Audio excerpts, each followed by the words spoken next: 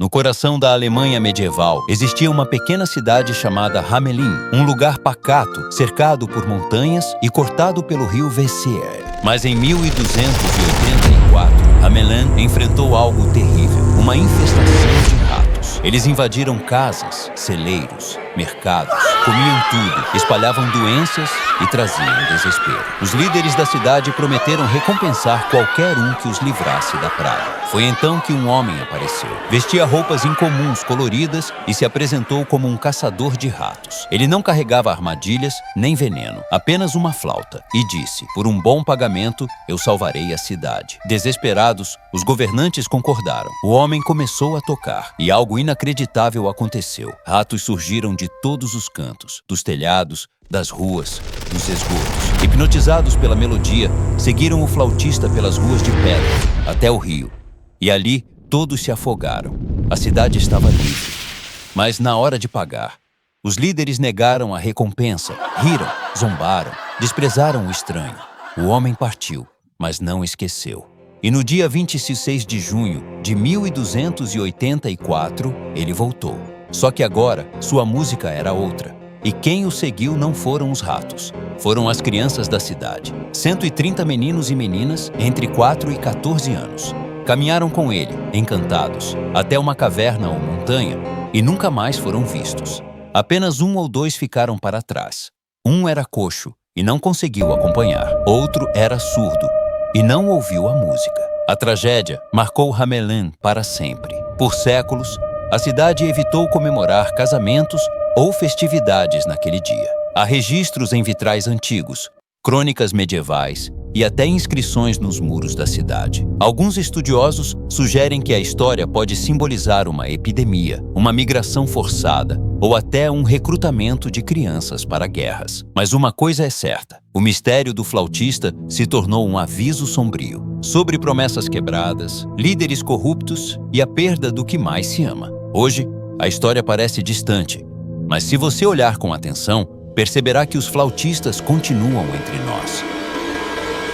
Quando se trata de você, se trata do ponto fraco de Deus. Roll it up.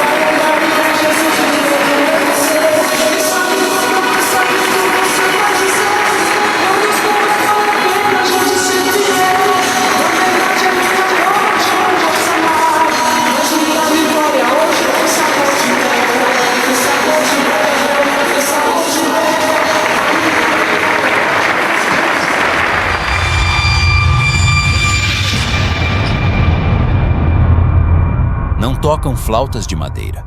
Tocam palavras doces, frases ensaiadas, revelações inventadas, e suas melodias não atraem ratos, mas sim almas inocentes, cristãos novos, pessoas frágeis, crianças espirituais.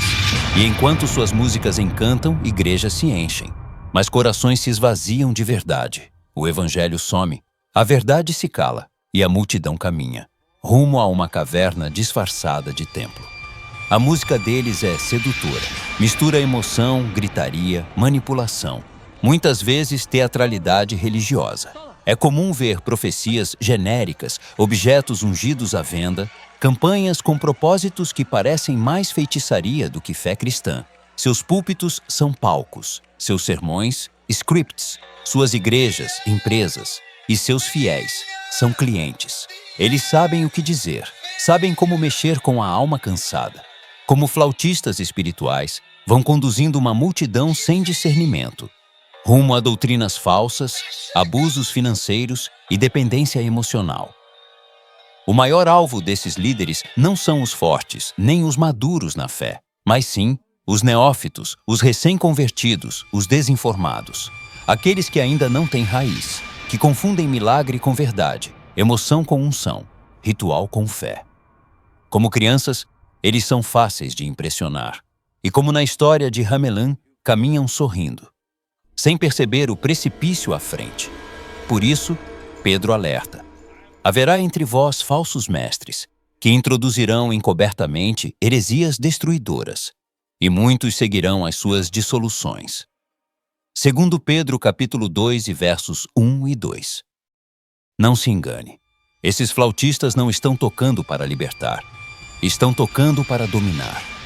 Não servem a Cristo, servem ao próprio ventre. E enquanto suas palavras soam doces, a verdade bíblica é esquecida. A cruz é trocada por promessas, o arrependimento é silenciado e a fé vira um produto. O flautista levou as crianças de Hamelin. Hoje, vemos líderes levando filhos da fé, arrancando-os da simplicidade do Evangelho. Famílias que perdem jovens para seitas travestidas de igrejas. Gente que entra buscando Deus e sai escravizada por homens. Mas ainda há tempo. Ainda há uma voz maior que a flauta. A palavra de Deus é o único som que liberta da sedução. A música sempre teve poder. Desde os tempos antigos, reis usavam harpas para acalmar seus espíritos. Guerreiros marchavam ao som de tambores e templos usavam cânticos para conduzir rituais. Mas no cenário religioso contemporâneo, a música se tornou mais do que uma ferramenta de adoração. Tornou-se uma arma de manipulação emocional. Muitos líderes espirituais entenderam algo, que a alma humana responde ao som antes de responder à razão. Por isso, construíram ambientes cuidadosamente orquestrados, com luzes suaves, acordes repetitivos, progressões harmônicas calculadas para criar climas emocionais artificiais. Não é à toa que, em muitos cultos, o ápice emocional não vem da palavra, mas da música de fundo durante a profecia, do teclado que toca acordes menores enquanto se fala de dor, da bateria que cresce quando se grita, receba, do backing vocal que sustenta o aleluia por mais tempo do que a própria leitura bíblica. Tudo é construído com precisão. A repetição exaustiva de refrões para induzir transe, a redução da luz para aumentar a vulnerabilidade, a modulação musical que conduz ao choro, à euforia, ao êxtase, o uso de loops e delays que geram atmosfera de mistério espiritual. Não é coincidência, é engenharia emocional a serviço do controle religioso. O objetivo não é levar o fiel à presença de Deus, mas à dependência do ambiente. Se tira a música, não há fé. Se tira o teclado, o milagre não acontece. Se apaga o palco, o culto perde a magia. O povo não está sendo conduzido ao arrependimento, está sendo hipnotizado pela produção.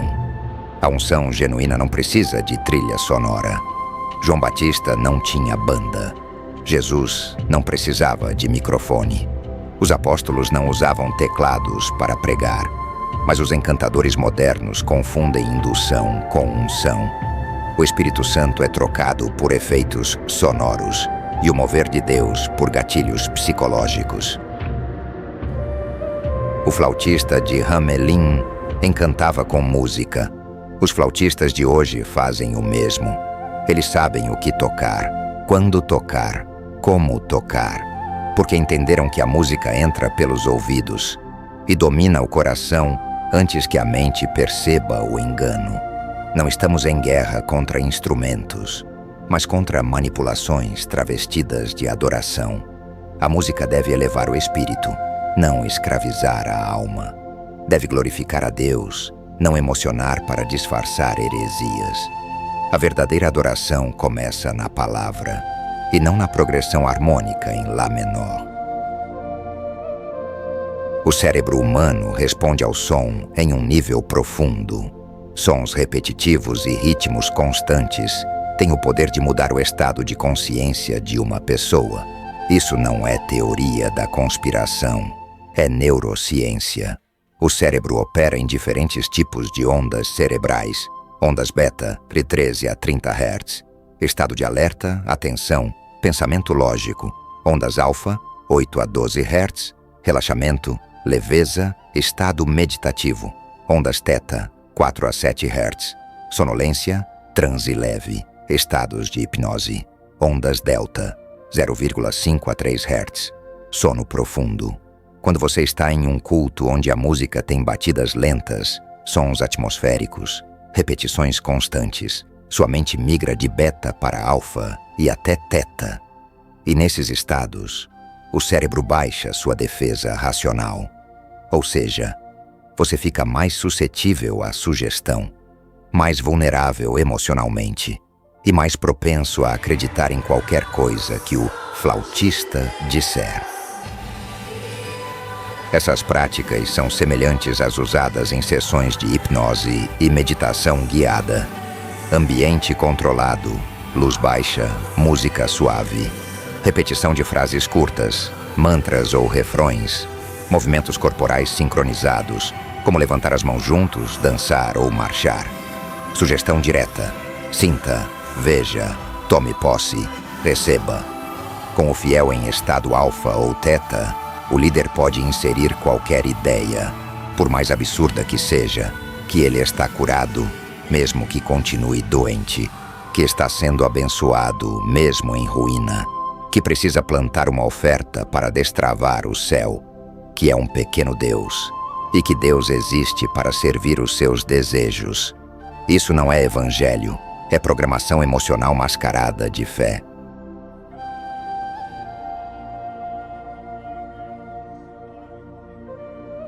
Quando o ambiente está saturado pela música, pelas luzes, pelas palavras cuidadosamente escolhidas, o fiel é levado a um estado emocional extremo. Lágrimas começam a cair. O corpo treme. Gritos e até risos. Pessoas caem ao chão, em êxtase, não por revelação divina, mas por uma catarse induzida, fabricada por ritmos repetitivos e palavras sugestivas. Nesse estado, o que vier do palco parece vir do céu. O cérebro, agora em ondas teta, acredita em qualquer coisa, que Deus está pedindo uma quantia em dinheiro para abrir uma porta, que a cura virá depois de 7 semanas de campanhas, que o inimigo será derrotado se você der tudo hoje, que se você não sente isso aqui, é porque está morto espiritualmente. E nesse momento, os falsos pastores vendem heresia como verdade, vendem autoajuda como unção, vendem experiências emocionais como presença de Deus. E o pior, promovem uma teologia onde Deus gira ao redor do homem, onde o altar serve ao ego, onde o crente se torna o centro da promessa. É a egolatria disfarçada de fé. Não há mais cruz, não há mais arrependimento, só decretos, só vitória. Só você nasceu para conquistar. Como se o evangelho fosse um programa de coaching celestial. Enquanto as emoções sobem, o discernimento desce. O coração se aquece, mas a mente se apaga. E assim, como crianças encantadas pelo som de uma flauta, milhares seguem sorrindo rumo ao engano. E aqueles que não choram, que não caem, que não gritam, são chamados de frios, de rebeldes, de espiritualmente mortos. Mas talvez eles sejam justamente os que o flautista não conseguiu levar.